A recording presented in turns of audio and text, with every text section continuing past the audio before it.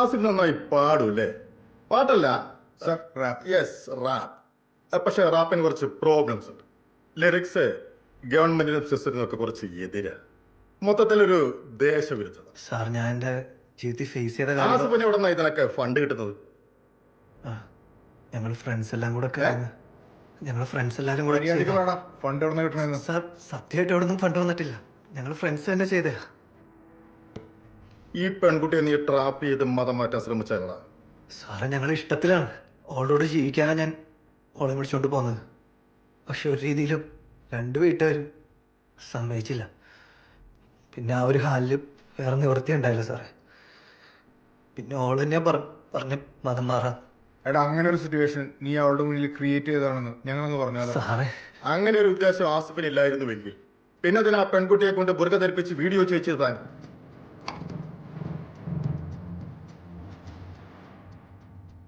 അത് വേറൊന്നുമല്ല, ഓളെ അപ്പനൊരു പ്രീസ്റ്റാണ്.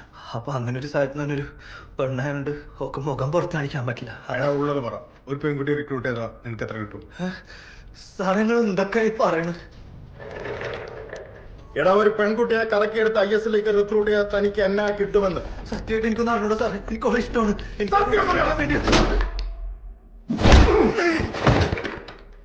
എന്നാൽ ഈ അവസാന നിമിഷം പിന്മാറുക എന്ന് പറഞ്ഞാൽ തെമ്മാടിത്തരല്ലേ മോളെ? പറഞ്ഞിട്ടെന്താ കാര്യം? മൊത്തത്തിൽ ആസുവിനെതിരെ എന്തൊക്കെയോ കളികൾ നടക്കുന്നുണ്ട്.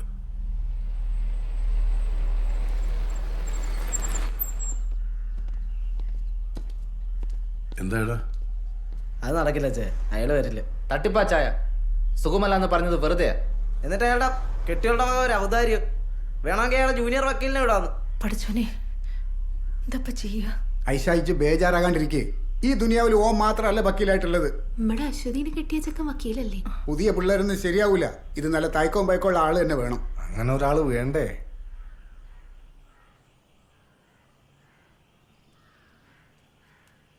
അങ്ങനെ ഒരാളുണ്ട്. ഓളെ, അനക്ക് ഈ കേസ് വായിച്ചൂടെ? ഞാനോ? പിന്നെ എന്തായി പറഞ്ഞത്? ഞാനത് ശരിയാകല. അയ്യോ, എനിക്ക് ഭാഗം ഒട്ടും ശരിയാകല. മാമാ കാസിയോടുള്ള കളി ഇനിയും തീർന്നില്ലേ? ഈ എന്താ പറഞ്ഞ? മക്കളെ, അനക്കെല്ലാം കള്ളും കുടിച്ച് റീൽസും കളിച്ച് നടക്കണ പോളിനെ അറിയൂ. ഓനൊരു ഒന്നാം തരം വക്കീല. ഓനെ കൊണ്ട് കേസ് വാദിക്കാനേ ആൾക്കാർ കൂതുന്നൊരു കാലം ഉണ്ടായിരുന്നു. അതൊക്കെ എന്തോ ദൈവാദിനം കൊണ്ട് സംഭവിച്ചു പോയതാ. നിനക്കറിയാലോ, ഞാൻ ഈ വക്കീൽ പണി മടുത്തു ഉപേക്ഷിച്ചതാ. എടാ, ഒരു കേസ് പഠിച്ചു വാദിക്കാന്ന് പറഞ്ഞാൽ അത് നിസ്സാര കാര്യമല്ല. ഇത് നമ്മുടെ ചെറുക്കന്റെ ജീവിത പ്രശ്ന. എങ്ങനെ തോറ്റുപോയാ എന്റെ ഉള്ള മനസ്സമാരോടെ പോകും. നീ ചുമ്മാരിക്കും അവിടുന്ന്. എന്റെ മോന്റെ കേസ് നിങ്ങൾ വാദിച്ചാ മതി. ഞാൻ പറ്റില്ലെന്ന് പറയരുത്. ഞങ്ങൾക്ക് വിശ്വാസം.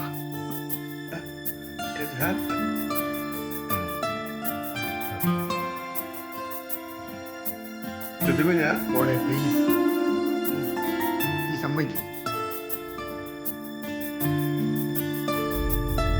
Train number 246/2024 Asif Beeran. ചർച്ചാ വിഷയമായ ലവ് ജിഹാദ് കേസിലെ പ്രതിയുടെ ജാമ്യാപേക്ഷ കോടതി ഇന്ന് പരിഗണിക്കും. പോലീസ് കസ്റ്റഡിയിലുള്ള പ്രതിയെ അല്പസമയത്തിനുള്ളിൽ കോടതി ഹാജരാക്കുമെന്നാണ് ഇപ്പോൾ കിട്ടിയിരിക്കുന്നത്.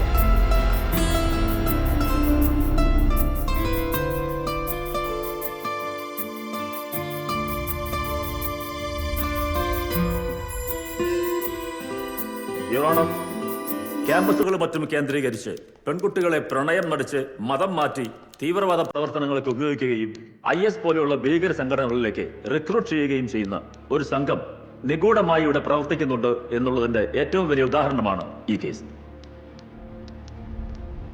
ഒരു വൈദികന്റെ മകളാണ് ഇവിടെ ഇരയാക്കപ്പെട്ടത് എന്നുള്ളത് ഈ കേസിന്റെ ഗൗരവം വർദ്ധിപ്പിക്കുന്നു. അതുകൊണ്ട് തന്നെ ഇത് വെറും ഒരു പ്രണയത്തിന്റെ ഭാഗമായുള്ള ഒളിച്ചോട്ടമോ മതം മാറ്റമോ ആയി നിസ്സാരവൽക്കരിക്കാൻ കഴിയില്ല.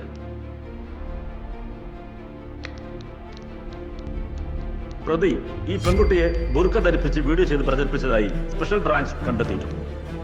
ആ വീഡിയോയുടെ പെൻഡ്രൈവ് പൊന്നാനി ലോക്കൽ പോലീസ് പ്രതിയെ ചോദ്യം ചെയ്തതിന്റെ പോലീസ് റിപ്പോർട്ടും ഈ കോടതിക്ക് മുമ്പാകെ സമർപ്പിക്കും. ഇതിൽ നിന്നും പ്രതി കരുതിക്കൂട്ടി ആസൂത്രണം ചെയ്ത പ്രവൃത്തിയാണിതെന്ന് നിസ്സംശയം പറയാം.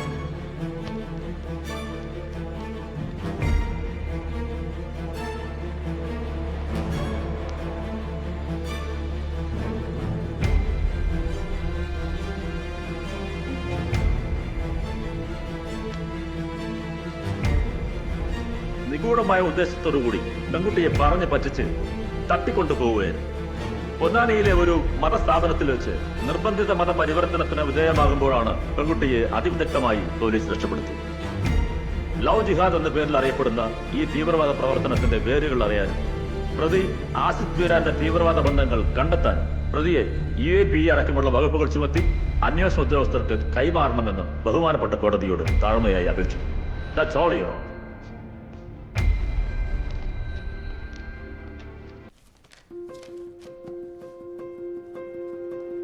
നമ്മുടെ മുതിർന്ന അഭിഭാഷകൻ ജയശങ്കർ അവர்களോട് എനിക്കൊന്ന് പറയാനുണ്ട്. സാർ ഇത്രയും കാലം പ്രണയിച്ചിട്ടില്ലെങ്കിൽ ഈ പ്രായത്തിലെങ്കിലും ഒന്ന് പ്രണയിക്കണം. എന്നാലേ മനസ്സിലാവൂ പ്രണയത്തിന്റെ ഒരു നൊമ്പരം. നമ്മൾ പറയും പ്രണയത്തിന് കണ്ണും കാതും ഇല്ലെന്ന്, പിന്നല്ലേ ജാതി മതവും. ഇപ്പോഴത്തെ പിള്ളേരോട് പറഞ്ഞാ പോയി പണി നോക്കാൻ പറയും. Objection, your owner.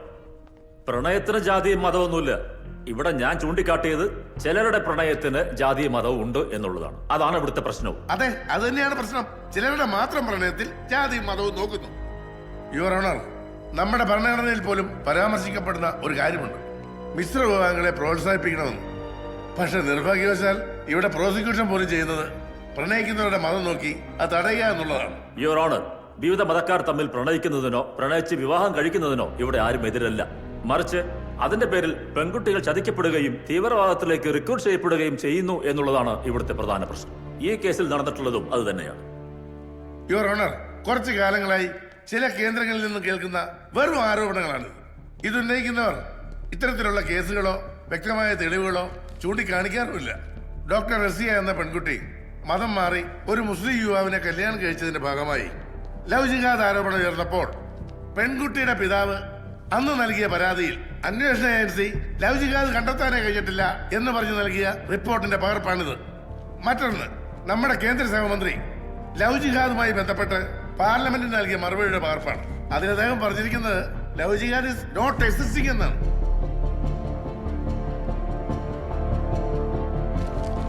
Your honour, കഴിഞ്ഞ 10 വർഷമായി കേരളത്തിൽ വിവാഹ ആവശ്യത്തിനായി മതം മാറിയവരുടെ കണക്കെടുത്ത് നോക്കുകയാണെങ്കിൽ 90% പെൺകുട്ടികളാണെന്ന് മനസ്സിലാക്കാൻ പറ്റും. പ്രണയത്തിൽ പോലും ആണിന്റെ മതത്തിലേക്ക് മാറാൻ പെൺകുട്ടികൾ നിർബന്ധിതരാകുന്നു എന്നുള്ളതാണ് സത്യം. അതാണ് ഇവിടെ മാറേണ്ടതും മാറ്റേണ്ടതും.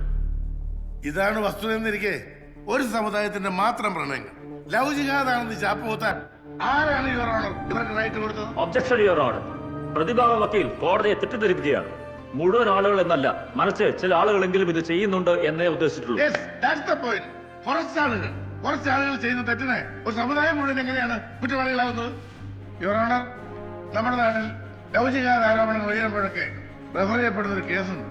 3 പെൺകുട്ടികളെ മതം മാറ്റി സിറിയയിലേക്കും അഫ്ഗാനിസ്ഥാനിലേക്കും കടത്തിയതായി പറയുന്ന കേസ്. ഇതിന് അഫ്ഗാനിസ്ഥാനിൽ ഇഷ്ടപ്പെട്ട പെൺകുട്ടി തിരികെ നാട്ടിലേക്ക് വരാൻ ആഗ്രഹം പ്രകടിപ്പിക്കുകയും ആ പെൺകുട്ടിയുടെ അമ്മ അതിനായി കോടതിയെ സമീപിക്കുകയും ചെയ്തിട്ടുണ്ട്. ആ പെൺകുട്ടിയെ തിരികെ നാട്ടിലെത്തിക്കാൻ കഴിഞ്ഞാൽ അവളുടെ മതമാറ്റത്തിന് പിന്നിൽ പ്രവർത്തിച്ചവരെ കണ്ടെത്താനും മാതൃകാപരമായി ശിക്ഷിക്കാനും കഴിയും. അല്ലാതെ അതിന്റെ പേരിൽ പവിത്രമായ പ്രണയങ്ങളെ, മതത്തിന്റെ വിഷം തീണ്ടാത്ത യൗവനങ്ങളെ വേർപിരിക്കുന്നതെന്നാണ് എനിക്ക് ബഹുമാനപ്പെട്ട കോടതിയോട് അപേക്ഷിക്കാനുള്ളത്.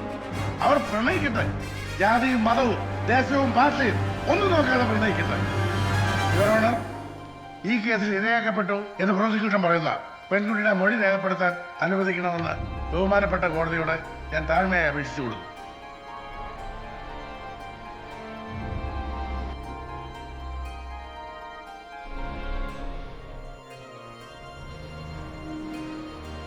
Maria Fernandez.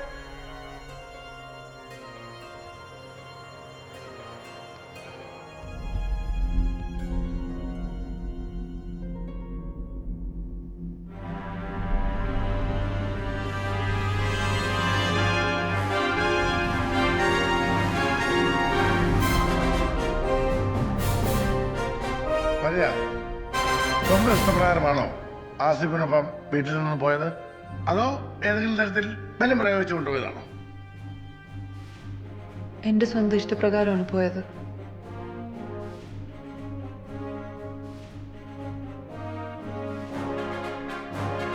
ഈ മതം മാറാനുള്ള തീരുമാനം മരിയയുടേതായിരുന്നു, അതോ ആസിഫോ മറ്റാരെങ്കിലുമോ നിർബന്ധിക്കുകയോ ഭീഷണിപ്പെടുത്തുകയോ ചെയ്തിട്ടാണോ?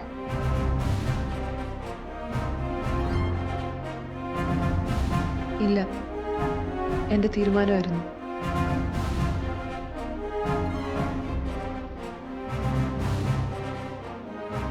That's all, Your Honor.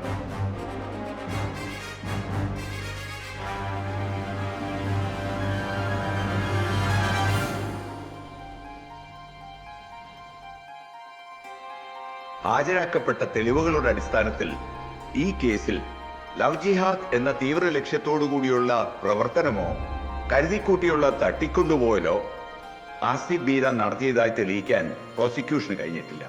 അതുകൊണ്ട് തന്നെ ഈ കേസിൽ പ്രതി ചേർക്കപ്പെട്ട ആസിഫ് ബീരാൻ എന്ന യുവാവിനെ കുറ്റവിമുക്തനാക്കിക്കൊണ്ട് കോടതി ഉത്തരവിടുന്നു.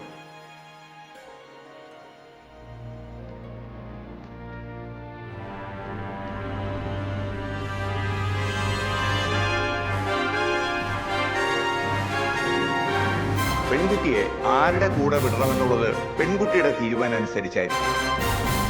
കോടതിയുടെ മുമ്പാകെ തീരുമാനം അറിയിക്കാവുന്നതാണ്. എനിക്ക് എൻ്റെ അപ്പൻ്റെ അമ്മയുടെയും കൂടെ പോയാൽ മതി.